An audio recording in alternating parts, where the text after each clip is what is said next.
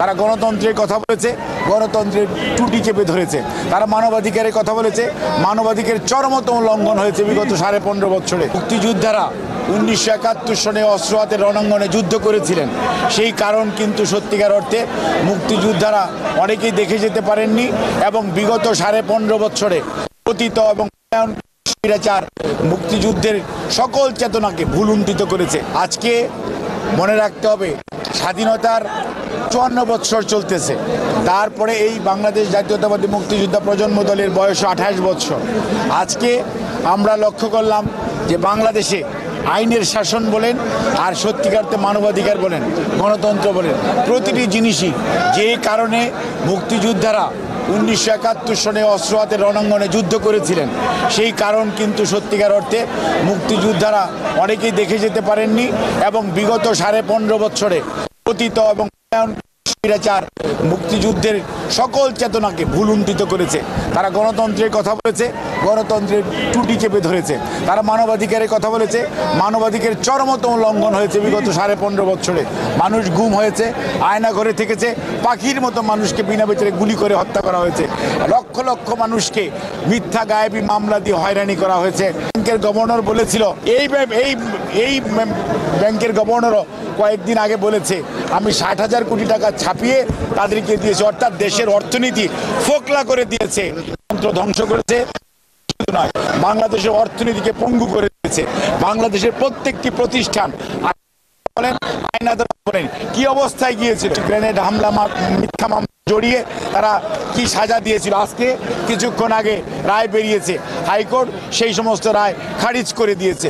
অর্থাৎ আইন যখন তার নিজস্ব গতিতে চলে তখন সত্যিকার অর্থে মানুষ আইনের সেবা পায় এবং আদালতে আশ্রয় পায়। আমাদের যে কোনো মূল্যে বাংলাদেশের গণতন্ত্র রক্ষা, বাংলাদেশ আইনের শাসন রক্ষা, বাংলাদেশের মানুষকে তার অধিকার ফেরত দেওয়ার যে আন্দোলন দেশে আমাদের নেতা জনাব তারেক রহমানের নেতৃত্বে আজকে বাংলাদেশে চলমান, সেই সংগ্রামকে সামনের দিকে এগিয়ে নিয়ে যেতে পারলে এবং জনগণের অধিকার জনগণকে ফেরত দিতে পারলে, মানবাধিকার প্রতিষ্ঠিত করতে পারলে, মানুষকে অর্থনৈতিকভাবে মুক্তি দিতে পারলে, তাহলেই তা মুক্তিযোদ্ধাদের যে স্বপ্ন সেটি বাস্তবায়িত হবে। তাহলেই মনে হয় আজকের যে প্রজন্ম যে দায়িত্ব, আজকে মুক্তিযোদ্ধারা নাই, তাদের যে প্রজন্ম রয়েছে পরবর্তী জেনারেশন, অর্থাৎ আজকে ইশাক বা শ্যামা উবেদরা, তাদের এখন দায়িত্ব হচ্ছে তাদের যা পূর্বপুরুষরা যেটা করতে পারে না, সে মহান মুক্তিযোদ্ধারা সেটি এখন সম্পন্ন করা, দেশের মানুষকে মুক্তিযুদ্ধের আসল চেতনায় ফিরে নিয়ে আসা, এটাই হচ্ছে আজকের দিনের প্রধানত কর্তব্য এবং দায়িত্ব।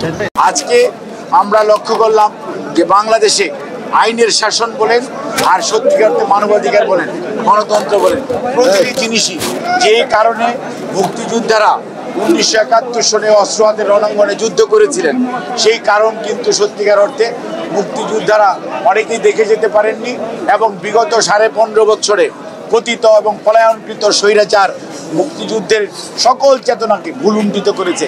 তারা গণতন্ত্রের কথা বলেছে, গণতন্ত্রের টুটি চেপে ধরেছে।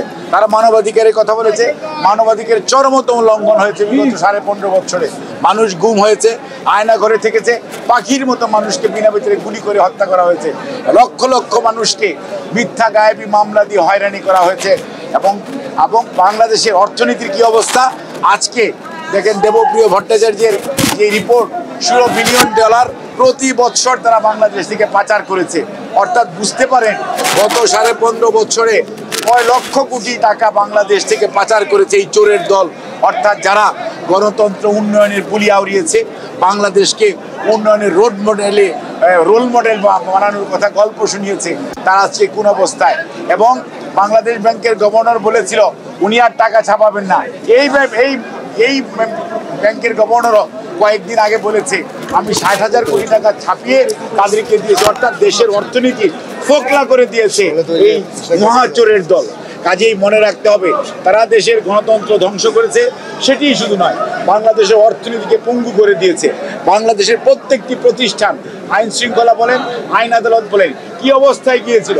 একটা সাপ্লিমেন্টারি চার্জশিটের মাধ্যমে আমাদের দলের ভারপ্রাপ্ত চেয়ারম্যান জনাব তারেক রহমানকে 21 আগস্ট গ্রেনেড হামলা মিথ্যা মামলায় জড়িয়ে তারা কি সাজা দিয়েছিল। আজকে কিছুক্ষণ আগে রায় বেরিয়েছে, হাইকোর্ট সেই সমস্ত রায় খারিজ করে দিয়েছে। অর্থাৎ আইন যখন তার নিজস্ব গতিতে চলে তখন সত্যিকার অর্থে মানুষ আইনের সেবা পায় এবং আদালতে আশ্রয় পায়। আর আইন যখন তার কোনো একটি নির্ধারিত টার্গেট নিয়ে চলতে থাকে, যেমনটি চালিয়েছে বিগত পলায়নকৃত স্বৈরাচার, সেই জন্যই তারা আমাদের অনেক নেতাকে, কাউকে ডেথ সেন্টেন্স দিয়েছিল, আমাদের নেতাকে যাবজ্জীবন কারাদণ্ড এবং বিভিন্ন মানুষকে বিভিন্ন কারাদণ্ড দিয়েছিল। অর্থাৎ তারা সত্যিকার অর্থে কে দোষী সেটা ধরার চিন্তা করে নাই, তারা চিন্তা করেছে রাজনৈতিকভাবে কাকে প্রতিপক্ষ বানিয়ে কাকে ক্ষতিগ্রস্ত করা যাবে, কাকে শাস্তি দেওয়া যাবে। সেজন্যই কিন্তু এই 21শে আগস্টের মতো আনফরচুনেট ঘটনা আমরাও চাই না। কিন্তু কথা হচ্ছে এই সঠিক যারা দোষী তাদের বিচার হওয়া উচিত ছিল, কিন্তু তারা সাপ্লিমেন্টারি চার্জশিট কায়ের মাধ্যমে দিয়ে তারা চেয়েছে বিএনপিকে ধ্বংস করতে। কিন্তু আল্লাহ যাকে রক্ষা করতে চায় তাকে কি আর মানুষ ধ্বংস করতে পারে? সেটাই হয়েছে আজকে। সেজন্যই আজকে এই মুক্তিযুদ্ধ প্রজন্মের এই প্রতিষ্ঠা বার্ষিকীর দিনে আমরা শপথ নিতে চাই।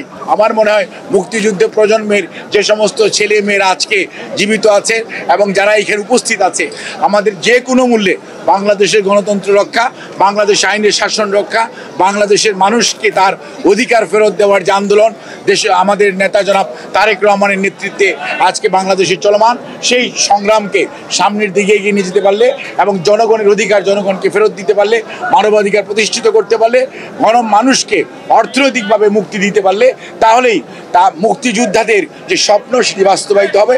তাহলেই মনে হয় আজকের যে প্রজন্ম যে দায়িত্ব, আজকে মুক্তিযোদ্ধারা নাই, তাদের যে প্রজন্ম রয়েছে পরবর্তী জেনারেশন, অর্থাৎ আজকে ইশাক বা শ্যামা উবেদরা, তাদের এখন দায়িত্ব হচ্ছে তাদের পূর্বপুরুষরা যেটা করতে পারে না সে মহান মুক্তিযোদ্ধারা, সেটি এখন সম্পন্ন করা, দেশের মানুষকে মুক্তিযুদ্ধের আসল চেতনায় ফিরত নিয়ে আসা, এটাই হচ্ছে আজকের দিনের প্রধানত কর্তব্য এবং দায়িত্ব। বাংলাদেশ জাতীয়তাবাদী মুক্তিযোদ্ধা প্রজন্ম দলের বয়স 28 বছর। আজকে আমরা লক্ষ্য করলাম যে বাংলাদেশে আইনের শাসন বলেন আর সত্যিকার অর্থে মানবাধিকার বলেন, গণতন্ত্র বলেন, প্রতিটি জিনিসই যে কারণে মুক্তিযোদ্ধারা 1971 সনে অস্ত্র হাতে রণাঙ্গনে যুদ্ধ করেছিলেন, সেই কারণ কিন্তু সত্যিকার অর্থে মুক্তিযোদ্ধারা অনেকেই দেখে যেতে পারেননি এবং বিগত 15.5 বছরে পতিত এবং পলায়নকৃত স্বৈরাচার মুক্তিযুদ্ধের সকল চেতনাকে ভুলুণ্ঠিত করেছে। তারা গণতন্ত্রের কথা বলেছে, গণতন্ত্রের টুটি চেপে ধরেছে। তারা মানবাধিকারের কথা বলেছে, মানবাধিকারের চরমতম লঙ্ঘন হয়েছে বিগত 15.5 বছরে। মানুষ গুম হয়েছে, আয়না ঘরে থেকেছে, পাখির মতো মানুষকে বিনা বিচারে গুলি করে হত্যা করা হয়েছে, লক্ষ লক্ষ মানুষকে মিথ্যা গায়েবী মামলা দিয়ে হয়রানি করা হয়েছে। এবং বাংলাদেশের অর্থনীতির কী অবস্থা আজকে দেখেন, দেবপ্রিয় ভট্টাচার্যের যে রিপোর্ট, $16 বিলিয়ন প্রতি বছর তারা বাংলাদেশ থেকে পাচার করেছে। অর্থাৎ বুঝতে পারেন গত 15.5 বছরে কয় লক্ষ কোটি টাকা বাংলাদেশ থেকে পাচার করেছে এই চোরের দল। অর্থাৎ যারা গণতন্ত্র উন্নয়নের বুলি আউড়িয়েছে, বাংলাদেশকে উন্নয়নের রোল মডেল বানানোর কথা গল্প শুনিয়েছে, তারা আজকে কোন অবস্থায়। এবং বাংলাদেশ ব্যাংকের গভর্নর বলেছিল উনি আর টাকা ছাপাবেন না। এই ব্যাংকের গভর্নরও কয়েকদিন আগে বলেছে আমি 60,000 কোটি টাকা ছাপিয়ে তাদেরকে দিয়েছি। অর্থাৎ দেশের অর্থনীতি ফোকলা করে দিয়েছে এই মহাচোরের দল। কাজেই মনে রাখতে হবে তারা দেশের গণতন্ত্র ধ্বংস করেছে, সেটিই শুধু নয়, বাংলাদেশের অর্থনীতিকে পঙ্গু করে দিয়েছে। বাংলাদেশের প্রত্যেকটি প্রতিষ্ঠান, আইন শৃঙ্খলা বলেন, আইন আদালত বলেন, কি অবস্থায় গিয়েছিল।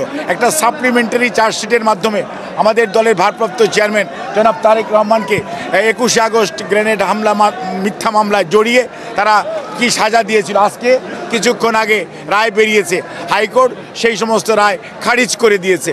অর্থাৎ আইন যখন তার নিজস্ব গতিতে চলে তখন সত্যিকার অর্থে মানুষ আইনের সেবা পায় এবং আদালতে আশ্রয় পায়।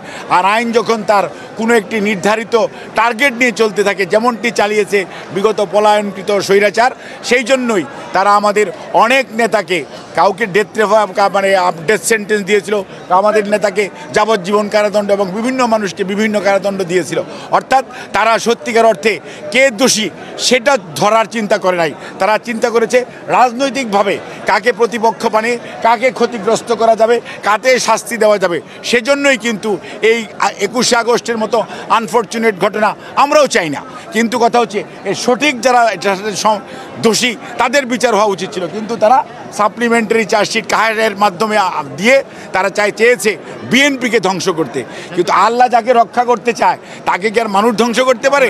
সেটাই হয়েছে আজকে। সেজন্যই আজকের এই মুক্তিযুদ্ধ প্রজন্মের এই প্রতিষ্ঠাবার্ষিকীর দিনে আমরা শপথ নিতে চাই।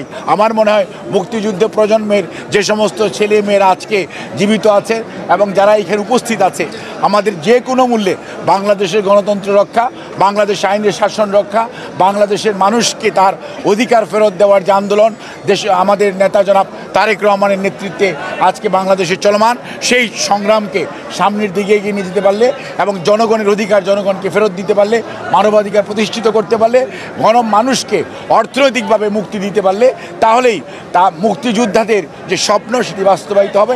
তাহলেই মনে হয় আজকের যে প্রজন্ম যে দায়িত্ব, আজকে মুক্তিযোদ্ধারা নাই, তাদের যে প্রজন্ম রয়েছে পরবর্তী জেনারেশন, অর্থাৎ আজকে ইশরাক বা শ্যামা উপাধ্যায়, তাদের এখন দায়িত্ব হচ্ছে তাদের পূর্বপুরুষরা যেটা করতে পারে নাই সে মহান মুক্তিযোদ্ধারা সেটি এখন সম্পন্ন করা, দেশের মানুষকে মুক্তিযুদ্ধের আসল চেতনায় ফিরত নিয়ে আসা, এটাই হচ্ছে আজকের দিনের প্রধানত কর্তব্য এবং দায়িত্ব।